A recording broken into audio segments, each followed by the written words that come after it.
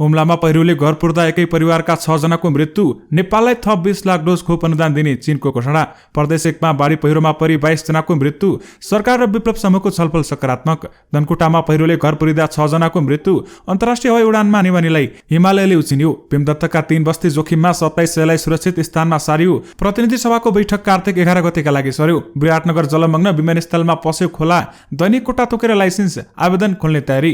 पूर्वी कैलालीका झण्डै 200 घर डुबानमा 3 जना बेपत्ता। काठमाडौँ विराटनगर उडान रद्द भयो। प्रधानमन्त्री शेरबहादुर देउवा भन्छन् सरकारलाई परमादेश र जनादेश दुवै प्राप्त छ। एमसीसी नेपालको हितमा छ। अझै केही दिन मौसम बदली हुने। आज पूर्वी नेपालमा भारी वर्षाको सम्भावना। ब्याजदर घटाउन बैंकहरूलाई राष्ट्र बैंकको अल्टिमेटम। बाढी पहिरो प्रभावितलाई राहत र उद्धार गर्न गृहमन्त्रीलाई प्रधानमन्त्रीको निर्देशन। दुहबी सबस्टेसन डुबानमा प्रदेश 1 मा विद्युत आपूर्ति बन्द। प्रहरीको ज्यादती बारेमा रुबीको बयान। जिउँदै आउन सक्छु भन्ने लागेकै थिएन। बाढी र पहिरोको वितण्डा 30 जनाको मृत्यु, 32 जना बेपत्ता। आज पनि देशका अधिकांश क्षेत्रमा वर्षाको सम्भावना। यस्तो छ 3 दिनको मौसम पूर्वानुमान। पीएसजीको जितमा मेसीको 2 गोल। यसबारे पूरै जानकारी पनि आजकै भिडियोमा। दर्शकवृन्द नमस्कार, तपाईहरुलाई फेरि पनि स्वागत छ हाम्रो च्यानल स्मार्ट खबरमा। मारेन न्युपानी सदाकोसी तपाईहरु माझ देश तथा विदेशका केही महत्त्वपूर्ण र मुख्य समाचारहरू लिएर उपस्थित भइसकेका छौं। हाम्रो मेहनतका लागि तपाईहरुले यो भिडियोलाई एउटा सानो लाइक गर्न र हाम्रो च्यानलमा नयाँ हुनुहुन्छ भने हाम्रो च्यानललाई सब्स्क्राइब गरी सँगै रहेको बेल घण्टीलाई दबाई अलमा क्लिक गर्न पनि नबिर्सनु होला। आउनुहोस् आजको पहिलो समाचारतर्फ लागौं। प्रधानमन्त्री शेरबहादुर देउवाले सरकारलाई सर्वोच्च अदालतको परमादेश र जनादेश दुवै प्राप्त भएको बताएका छन्। गोरखापत्र दैनिकलाई दिएको अन्तर्वार्तामा प्रधानमन्त्री शेरबहादुर देउवाले वर्तमान सरकारलाई परमादेश र जनादेश दुवै प्राप्त भएको बताएका छन्। प्रमुख प्रतिपक्षी दल नेकपा एमाले वर्तमान सरकारलाई परमादेशबाट बनेको सरकार भनेर आलोचना गर्दै आएको छ। केपी शर्मा ओली नेतृत्वको सरकारले गरेको संसद विघटनलाई सर्वोच्च अदालतले संवैधानिक ठहर गर्दै विपक्षी गठबन्धनहरूको तर्फबाट नयाँ सरकारमा दाबी प्रस्तुत गरेका शेरबहादुर देउवा प्रधानमन्त्री नियुक्त गर्न परमादेश जारी गरेपछि ओलीले सरकार छाड्नु परेको थियो। त्यति बेलादेखि नै एमाले वर्तमान सरकारलाई जनादेश प्राप्त नभएको र यो परमादेशबाट बनेको भन्दै आएको छ। गोरखापत्रको एक प्रश्नमा देउवाले भनेका छन् सम्मानित सर्वोच्च अदालतले संविधानको व्याख्या गरेर मलाई प्रधानमन्त्री परमादेश दिएको हो। यो सरकार परमादेशका साथै जनादेशबाट पनि बनेको हो। मेरो नेतृत्वको सरकारलाई विश्वासको मत दिँदा 165 सांसदको मत प्राप्त भएको छ। सरकारलाई राम्रो बहुमत प्राप्त छ। त्यसैले यो सरकार परमादेशको मात्रै नभई जनादेशको प्राप्त सरकार हो भन्दै बताइएको छ। प्रधानमन्त्री शेरबहादुर देउवाले अमेरिकी सहयोग परियोजना एमसीसी मुलुकको हितमा भएको भन्दै शेरबहादुर देउवाले यसमा विवाद गर्न आवश्यक नरहेको पनि बताएका छन्। एमसीसी अमेरिकाले दिएको विकास अनुदान भएको बताउँदै शेरबहादुर देउवाले भनेका छन् एमसीसी नेपाललाई दिएको ग्रान्ट हो, ब्याजमा होइन, यो ऋण होइन, अनुदान हो। केही तत्त्व छन् नेपालमा, तिनले एमसीसीको नाममा बखेडा गर्न खोजेका छन्। त्यसैले एमसीसी विरुद्ध नेपालको हितमा छ भन्दै बताइएको छ। विशेष गरी सरकारलाई परमादेश र जनादेश दुवै प्राप्त छ। एमसीसी नेपालको हितमा छ भन्दै प्रधानमन्त्री शेरबहादुर देउवाले भनेका छन्। दर्शकवृन्द, मौसम पूर्वानुमान महाशाखाका अनुसार आज पनि देशका अधिकांश स्थानमा पानी पर्ने सम्भावना रहेको छ। यस्तै उच्च पहाडी र हिमाली भेगमा हिमपात हुने महाशाखाले जनाएको छ। भारतको बिहार र उत्तर प्रदेशका आसपास रहेका न्यून चापीय प्रणाली र पश्चिमी वायु प्रणालीको संयुक्त प्रभाव नेपालमा केही दिनदेखि मौसम बदली भई वर्षा भइरहेको छ। महाशाखाका अनुसार बुधबार बिहीबार प्रदेश 1, प्रदेश 2 र बागमती प्रदेशमा पूर्ण बदली भई बाँकी भूभागहरूमा सामान्यदेखि बदली रहेको छ। प्रदेश 1, बागमती र गण्डकी प्रदेशका केही स्थान र बाँकी प्रदेशका 1-2 स्थानमा हल्कादेखि मध्यम वर्षा भइरहेको छ। बुधबार दिउँसो प्रदेश 1, प्रदेश 2, बागमती र गण्डकी प्रदेशका अधिकांश स्थानका साथै बाँकी प्रदेशका थोरै स्थानमा वर्षाको सम्भावना रहेको मौसम पूर्वानुमान महाशाखाले जनाएको छ। यस्तै मध्य र पूर्वी उच्च पहाडी तथा हिमाली भूभागमा हल्कादेखि मध्य हिमपात तथा पश्चिमी उच्च पहाडी तथा हिमाली भूभागहरूमा हल्का हिमपातको सम्भावना रहेको छ। प्रदेश 1 का थोरै, प्रदेश 2, बागमती र गण्डकी प्रदेशका 1-2 स्थानहरूमा भीषण वर्षाको सम्भावना रहेको महाशाखाले जनाएको छ।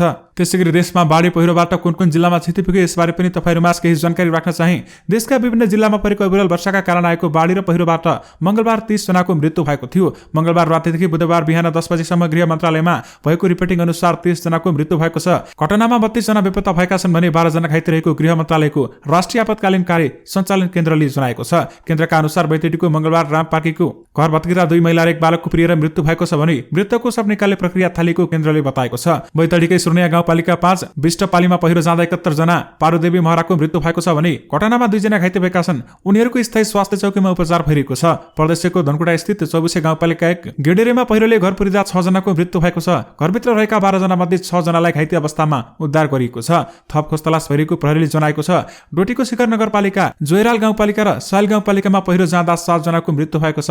1 जना बेपत्ता र 2 जना घाइते भएका छन्। प्रहरीका अनुसार जोयराल गाउँपालिका 3 मा जोगी सार्कीको घर पुरिदा 63 वर्षीय उनको मृत्यु भएको छ। वडा नम्बर 4 मा शेरबहादुर विक सहित उनको परिवारका 4 जनाको मृत्यु भएको प्रहरीले जनाएको छ। शिखर नगरपालिका 11 मा 36 वर्षीय मन्दरा बलायर बाटोमा हिँडिरहँदा माथिबाट ढुङ्गा सहितको नदीको पहिरो खसेको छ भने घटनामा घाइते उनको उपचारका क्रममा मृत्यु भएको छ। साइल गाउँपालिका 5 का हिरुवा लोहारको मृत्यु भएको छ। उनको घरमा 2 जना घाइते भएका छन् भने घाइतेको स्थानीय स्वास्थ्य चौकीमा उपचार जारी रहेको छ।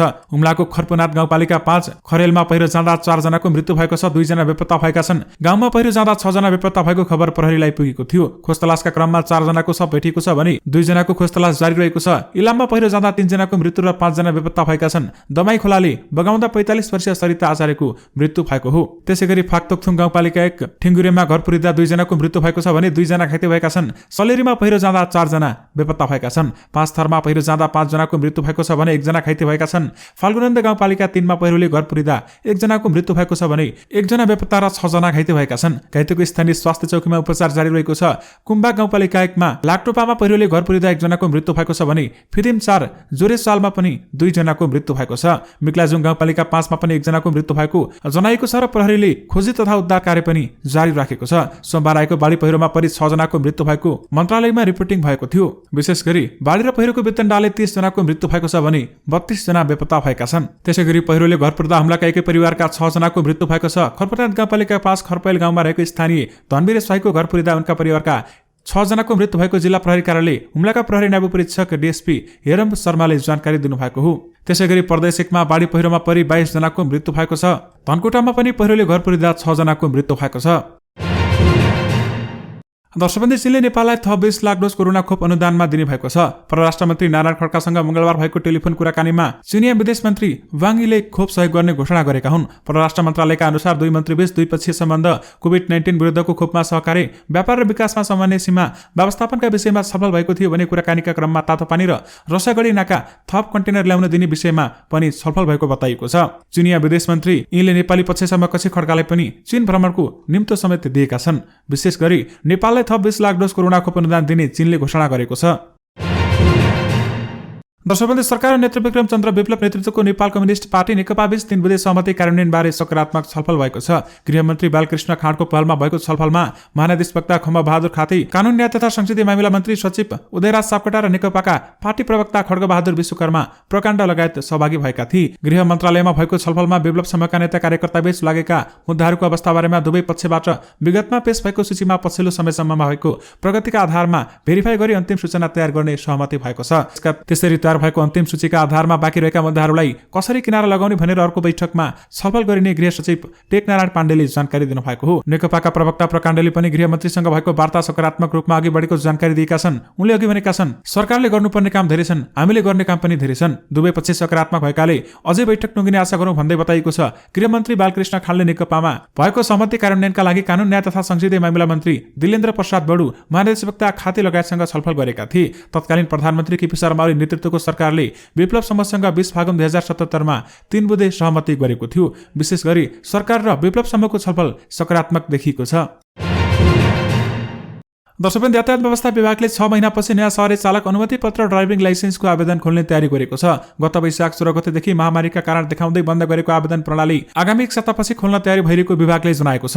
प्रवक्ता डाक्टर लोकनाथ भुसालका अनुसार आवेदन प्रणाली खोल्न अहिले प्राविधिक तयारी भइरहेको छ। कोरोनाको कारण देखाएर लामो समय आवेदन रोकेका कारण नयाँ चालकहरू समस्यामा परेका छन् भने लाइसेन्स लिन आवेदन दिएर प्रक्रियामा प्रवेश गरेकाहरू पनि अन्यलमा परेका छन्। यसअघि आवेदन दिएकाहरूलाई भदौ 20 गतेदेखि लिखित र प्रयोगात्मक परीक्षा लिन सुरु गरेको थियो।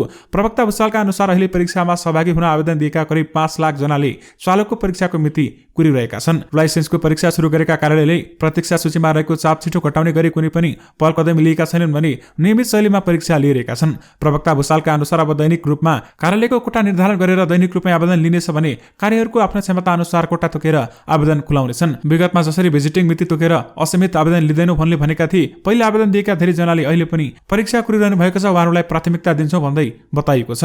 विशेष गरी दैनिक कोटा तोकेर सवारी लाइसेन्सको आवेदन खोल्ने तयारी गरिएको छ। दर्शकबन्दी प्रधानमन्त्री शेरबहादुर देउवाले सुदूरपश्चिम लगायतका देशका विभिन्न क्षेत्रमा बाढी पहिरो र डुबानमा प्रभावितहरूलाई तत्काल उद्धार र राहतको व्यवस्था गर्न गृहमन्त्रीलाई निर्देशन दिएका छन्। सामाजिक सञ्जाल ट्विटर मार्फत प्रधानमन्त्री शेरबहादुर देउवाले उक्त निर्देशन दिएका हुन्। 3 दिनदेखिको लगातार वर्षाका कारण सुदूरपश्चिम लगायतका देशका विभिन्न भागमा बाढी पहिरोबाट सर्वसाधारण प्रभावित भएका छन् भन्दै शेरबहादुर देउवाले बताएका छन्। विशेष गरी बाढी पहिरो प्रभावितलाई राहत र उद्धार गर्न गृहमन्त्रीलाई प्रधानमन्त्रीले निर्देशन दिएका छन्।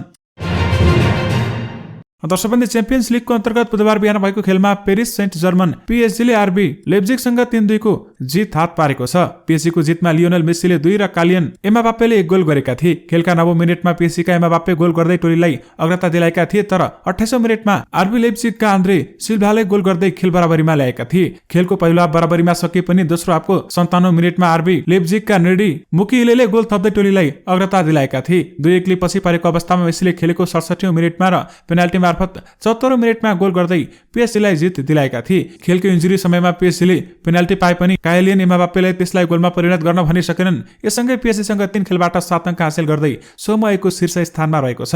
विशेष गरी पीएसजीको जितमा मेस्सीले 2 गोल गरेका छन्।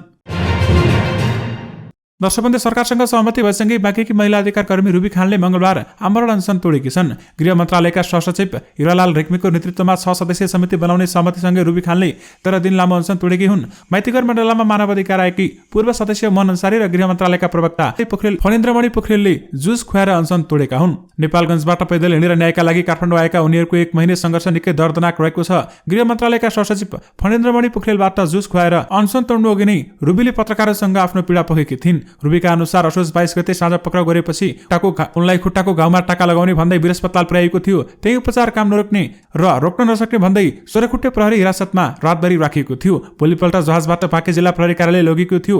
खानलाई त्यहाँ बारम्बार अनसन तोड्न दबाब दिइरहेको पनि उनले बताएकी छन्। महिला प्रहरीसम्म नभएको कोठामा लगेर अनसन तोड्न बार्गेनिङ गरियो। उनले भनिन्, मैले अनसन तोडेमा म माथि लगाएका सबै मुद्दा तत्कालै फिर्ता गर्ने भनेर त्यहाँका प्रहरीले प्रत्येक दिन मानसिक दबाब पनि दिइरहे भन्दै उनले बताएकी हुन्। विशेष गरी जिउँदै आउन सक्छु भन्ने लागेकी थिएन भन्दै प्रहरीको ज्यादतीबारे रुबी खानले बयान दिएकी छिन्।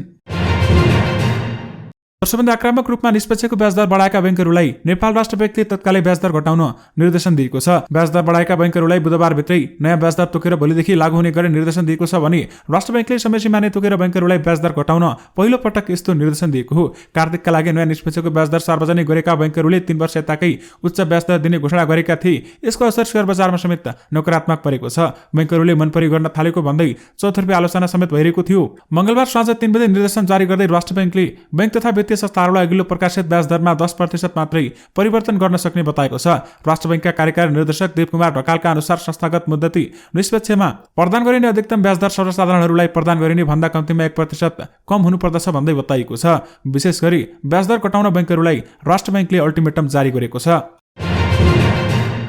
दर्शकवृन्द, बुद्ध र यति एयरलाइन्सले काठमाडौँ विराटनगरबाट सबै उडान रद्द गरेका छन्। उडान रद्द हुँदा यात्रुहरू समस्यामा परेका छन्। बाढी र वर्षाका कारण विराटनगर विमानस्थल जलमग्न छ। केसेलिया खोलामा आएको बाढी पसेकाले रनवे पार्किङ एरिया लगायतका स्थान डुबान परेका छन्। त्यसैले बुद्ध र यति एयरलाइन्सले सूचना जारी गर्दै काठमाडौँ विराटनगरका लागि आज निर्धारित सबै उडानहरू रद्द गरेको जानकारी दिएका छन्। विराटनगर विमानस्थल प्रमुख उत्सव खरेलले वर्षा र बाढीका कारण उडानहरू प्रभावित भएको जानकारी दिएका छन्। खराब मौसमका कारण मंगलबार पनि 100 वटा आन्तरिक उडानहरू रद्द भएका थिए। जल तथा मौसम विज्ञान विभागको मौसम पूर्वानुमान महाशाखाका अनुसार आज पूर्वी नेपालमा भारी वर्षाको सम्भावना छ। आइतबारदेखि पश्चिम नेपालमा भारी वर्षाको सम्भावना भएको थियो। विशेष गरी काठमाडौँ विराटनगर उडान रद्द भएको छ। दर्शकवृन्द, प्रतिनिधि सभाको बैठक 2 दिन पर सरेको छ। प्रतिनिधि सभाको बैठक यही कार्तिक 9 गतेका लागि बोलाइएको थियो, तर 9 गते प्रमुख विपक्षी नेकपा एमालेको पालिका अधिवेशन परेकाले प्रतिनिधि सभाको बैठक सारेको संसद सचिवालयले जनाएको छ। 9 गते एमालेले देशभर पालिका अधिवेशन गर्दैछ भने सभामुख अग्निप्रसाद सापकोटाले प्रतिनिधि सभा नियमावली 2075 को नियम 6 को नियम 6 उपनियम 3 बमोजिम अर्कै बैठक कार्तिक 11 गते दिउँसो 2 बजे बस्ने तय भएको संसद सचिवालयका महासचिव डाक्टर भरतराज गौतमले सूचना निकालेर जानकारी दिनुभएको छ।